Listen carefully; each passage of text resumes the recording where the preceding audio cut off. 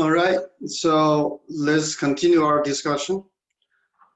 So as I just mentioned at the beginning of today's class, so I decided to give you some additional extra credit point opportunity, right? So this is how it's going to work. So at our college, so we have a weekly event.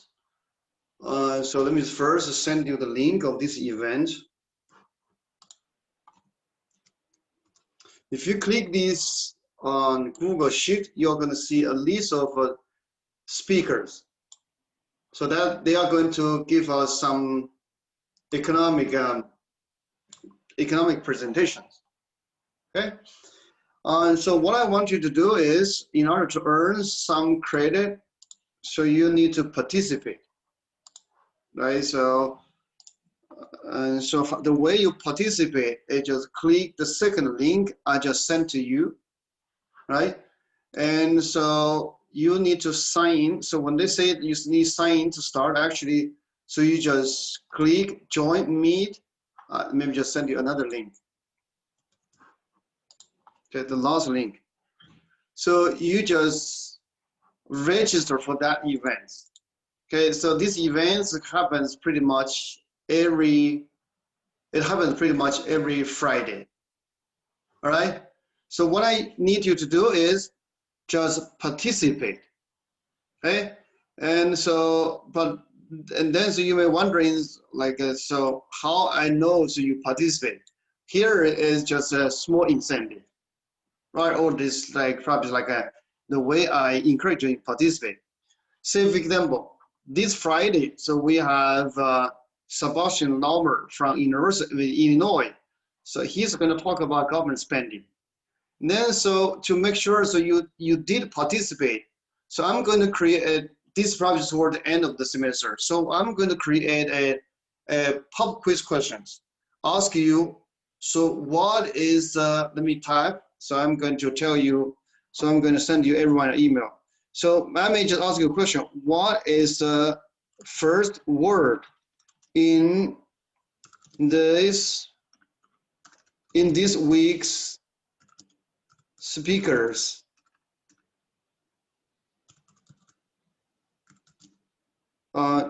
Fifth slides, right?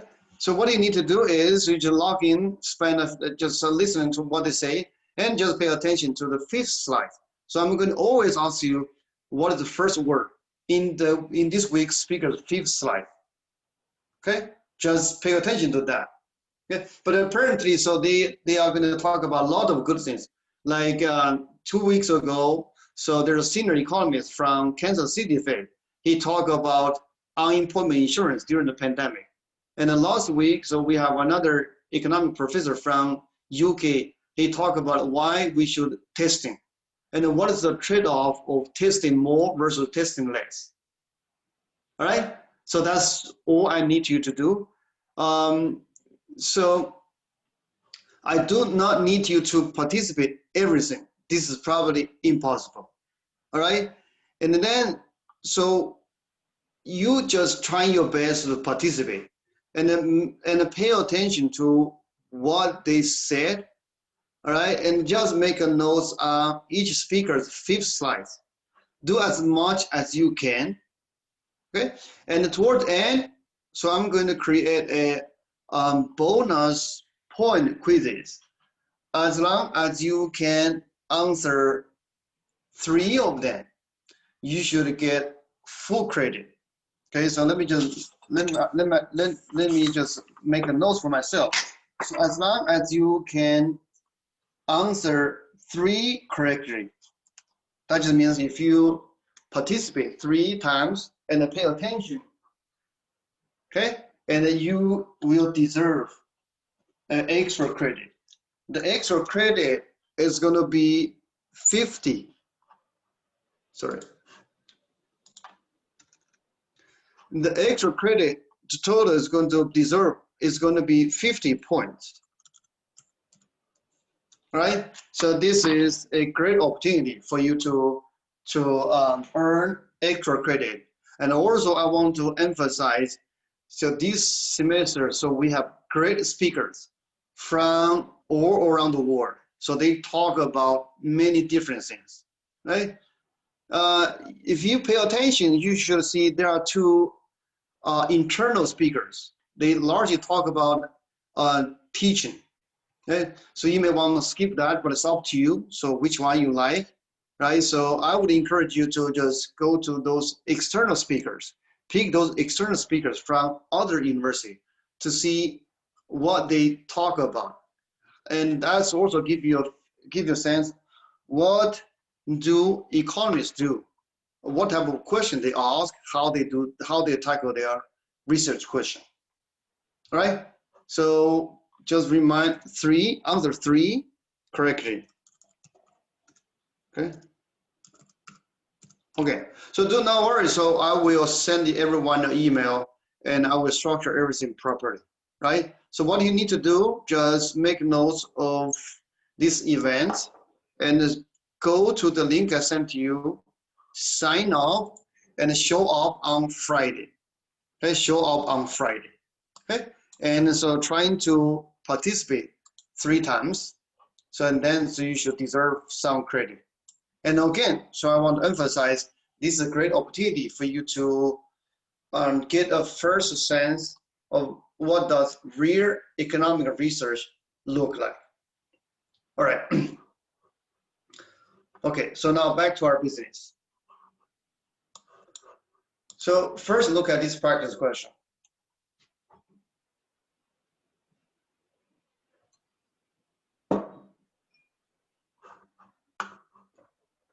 So the question asks you whether to use tax and the government spending to change the overall level of spending is a physical policy or monetary policy. Certainly, this is a government policy, right? And this is a government policy trying to affect the overall level of spending. Okay, and clearly this is a fiscal policy, right? Because it uses tax and government spending. Okay. Okay. The second one. Do you think the government is right to begin a massive spending program during deep recession? Okay. So based on the discussion we have, the answer is definitely yes. It's a yes, right? Because government initiate massive spending can boost up demand, right? Now we move to another topic to understand what is economic growth and why economic growth is so important. Okay, so there are many ways to understand the importance of economic growth. Okay, one way is just comparing the different time period. Okay, so now if we look at U.S. economy, look at 3 time period: 1905, 1955, 2005. You can see the long-run economic growth make some magical change to our daily life. First, if you just look at a particular thing, electricity. 100 years ago, so among American households, less than 10% of households has access to electricity. Now is 100%. Wait, sorry, not here. It was less than 10% here. Now it is 100% in 2005. Okay. So on the other dimension, in 1905, medicines we consume today did not exist. Say for example, TV. Say for example, microwave. Okay? Or other way to read this graph is those are the things it did not exist in 1955, and those are the things did not exist in 1905. Right? So over time you can see, so both there's a quantity increase and a quality increase. And what is behind this increase in quantity and quality? The answer is economic growth. Right. Another way to look at economic growth is look at real GDP per capita. Okay? So we look at from 1900 to 2013. There's a steadily increasing trend. Right? So the vertical line, we use log scale. Oh, apologize, no. So we did not use log scale for this one. So there's a steady increase. Right? Vertical line is real GDP per capita. Right? So if we compare 2013 to 1900, the standard of living of a typical American increased by 8-fold. Because we started with less than around 6,000. Now it's more than 50,000. And this is real term, meaning we factor in the price change. Right? So this economic growth. And here, so you should compare to what we discussed before the break, or refer to what we discussed before the break. So there's fluctuation. This fluctuation is called a business cycle. And you can see fluctuation is a short-term phenomenon, but the economic growth, we talk about long run, over 100 years. Right. And I want to emphasize long run economic growth is a relatively modern phenomenon. Before Industrial Revolution, in human history, there wasn't much economic growth for thousands of years. But since Industrial Revolution, so we observe drastic increase in standard of living. It is a recent phenomenon. Okay. And here we can look at examples to appreciate the importance of economic growth. We look at Canada and Argentina. When they enter the 20th century, they are looking like twins, meaning they are very similar. Now, during the past century, so they behave very differently in terms of economic progress. Now, Canadians' standard living is similar to US. Compared to Argentina, it's more than 3 times. And what explains the difference? Is lie behind that is economic growth, right? But later on, we are going to have a chapter to understand what is behind the difference in economic growth. Why some countries grow faster than the other, or why some countries grow faster at some particular time period, but not other. So that's what we're going to discuss in a chapter. Okay. Now, we move to inflation and deflation. Okay, as I just mentioned in the introduction, so this chapter, I will go fairly fast, because here I just give you a flavor of what we are going to discuss in the rest of the semester, right? Because for each thing we discuss, so we are going to have a separate chapter to discuss in details. Okay? So what's the inflation? Inflation essentially is a rise in overall level of price. So pay attention to overall level. This is not a price for particular things like egg or gas. This is a price for many things, including egg, including gas, and including many other things. And deflation is a falling price. Again, it's overall price. When we say the economy has price stability, meaning the overall level price change slowly or not at all. Like currently, so the Federal Reserve Bank of the United States, they have 2 main targets. One is to achieve price stability. The other is to maximize labor market or reduce unemployment. The way they achieve price stability is they set a goal for themselves, like 2%. Right? If you pay attention to news, if you read economic news, you probably noticed recently they changed this policy slightly. Okay? What they say is, so they are going to have inflation around 2%, not like they had before. There's a hard target below 2%. Right? So we will have, when we talk about inflation, when we talk about monetary policy, we will see so what that make a difference. But for now, you understand what's inflation and deflation. That's good enough. Right? Okay, so another thing I want to emphasize is in the short run, there's an interesting relationship between inflation and employment or unemployment. Okay, but this is only in the short run. Okay, but in the long run,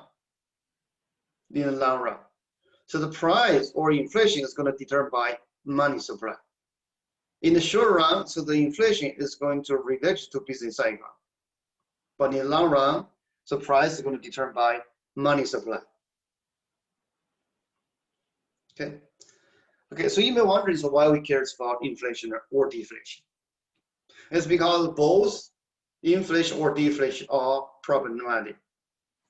Inflation is going to discourage people to holding cash. Why? If I have $100, I just put in my shoebox or underneath my mattress. If there's inflation next year, so when I want to use this $100, it's going to worthless, right? And if that's the case, nobody wants to use cash. And so even you do not want to do investment, right? Now, on the other hand, if there's deflation, okay? If there's deflation, meaning so $100 I leave aside, and the next year or next month is going to purchase more goods. If that's the case, I do not want to spend. If I do not want to spend due to this deflation, and then the demand is going to weak, and then if we are in a recession, that's going to make the recession even worse. Right. Now here I give you an example of how does inflation look like. Right. So on the left hand side, this is a receipt. A receipt from a former student. He gave me as a gift. And if you read this carefully, you're going to see the date of this receipt was, where's that? 1960 somewhere. All right, 1972. That's in January of 1972. So he arrived in January 19th and departed at January 23rd. And you can see the rate of that hotel is $15 per night.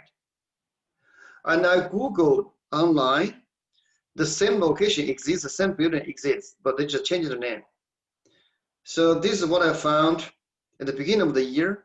So the price is close to 300, from $15 to 300 in 50 years. So this is inflation, right? The last things we are going to see in this part of the lecture is international imbalance. Okay.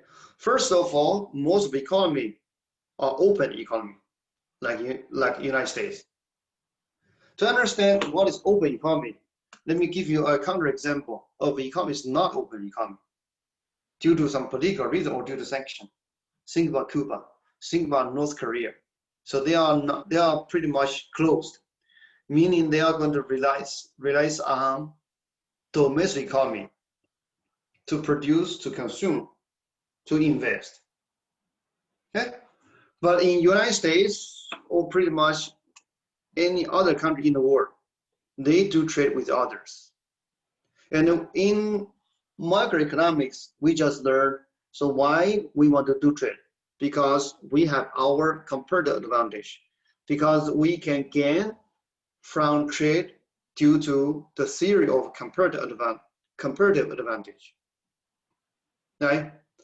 Okay, so in the open economy, you trade and then you must have trade deficit or trade surplus.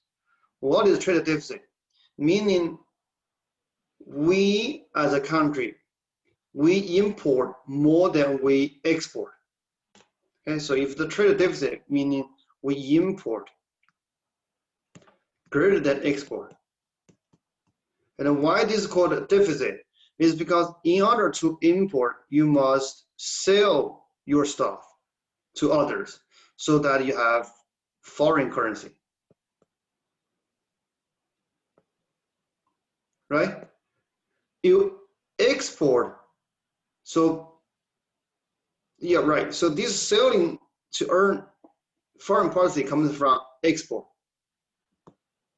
Okay? So if you import more than you export, meaning so you spend more than you earn from the international market. So this is called a deficit.